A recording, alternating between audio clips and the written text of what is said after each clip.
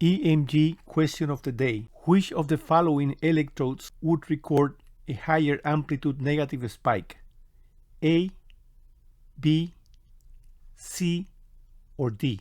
To answer this question, we need to observe several things. The hexagon in the middle represents a muscle fiber. The circles around represent isopotential lines of different values. The blue one 1000 microvolt, the green one 500, the yellow one 100, the purple 80, and the red 50. As you can see, the isopotential values decline with radial distancing from the muscle fiber. All electrodes were referred to a common reference electrode and connected to a ground. A and C electrodes recording surfaces are the same size. They are smaller than the recording surfaces of electrodes B and D. One small electrode C and one large electrode B are closest to the muscle fiber at the same isopotential line. One small electrode A and one large electrode D are furthest from the muscle fiber at the same isopotential line. Now that we have gone over the question, please attempt to answer it before proceeding.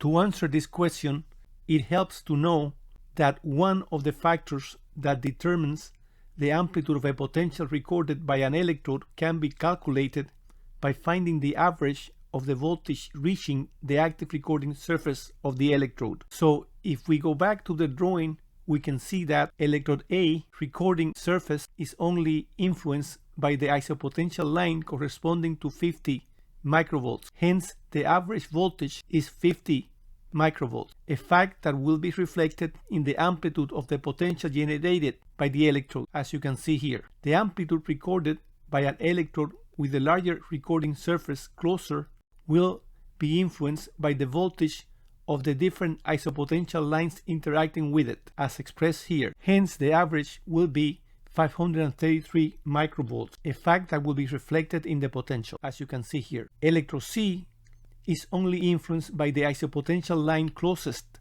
to the muscle fiber. Hence, the average of the voltage recorded by this electrode will be 1000 microvolts, a fact that will be reflected in the dimension of the wave, as you can see here. Electrode D is only influenced by the isopotential line furthest from the muscle fiber. Hence, the average of the voltage recorded by it will be 50 microvolts, which is reflected in this potential.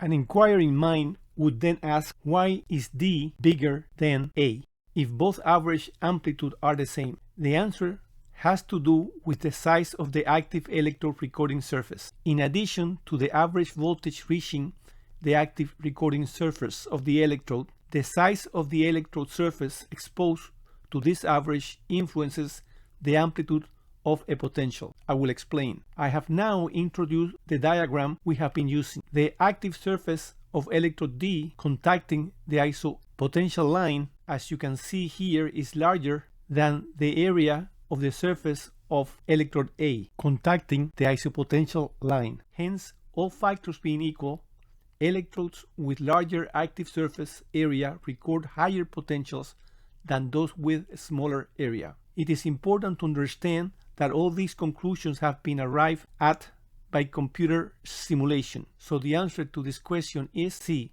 Thank you very much for your attention.